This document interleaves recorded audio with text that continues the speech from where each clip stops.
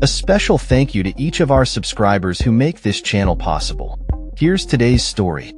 In a spirited address to this year's U.S. Military Academy graduates, President Donald Trump took the stage at Michie Stadium on Saturday, proudly donning his signature red, "Make America Great Again" hat. The president's speech, delivered to an audience of eager cadets and their families, was not just a celebration of the graduates' accomplishments but also a platform for Trump to tout his administration's military policies and achievements. "You are the first West Point graduates of the golden age of America," Trump proclaimed, to enthusiastic cheers from the crowd. He described the graduates as winners and emphasized their role in a military that he claims has been revitalized under his leadership. Trump asserted, "I rebuilt that army, and I rebuilt the military like nobody has ever rebuilt it before in my first term."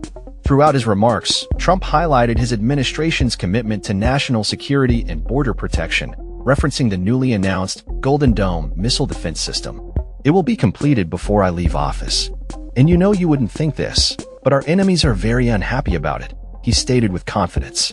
The president's speech was not without political undertones as he criticized past administrations, particularly that of former President Joe Biden, for what he portrayed as a lack of respect for the military.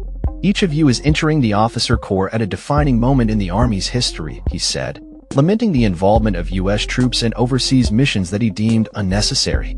He expressed a strong desire to refocus the military on its core mission, crushing America's adversaries and defending our great American flag.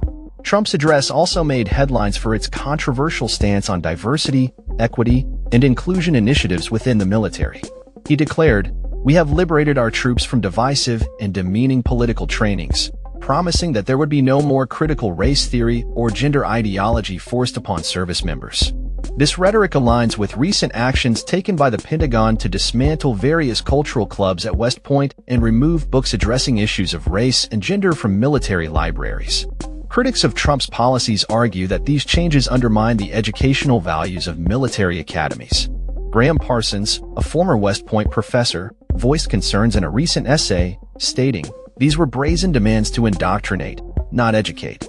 As Trump addressed the cadets, 2 protests took place outside the academy, with demonstrators voicing their opposition to the administration's policies. However, the events remained peaceful, with no reports of disturbances. The president encouraged the graduates to think big and pursue their passions, stating, "If you don't love it, you'll never be successful at it."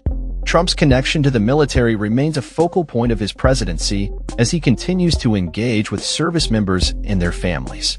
Earlier this month, he hosted military mothers at the White House to celebrate Mother's Day, and he has plans for a parade honoring service members as part of America's 250th birthday celebration next month.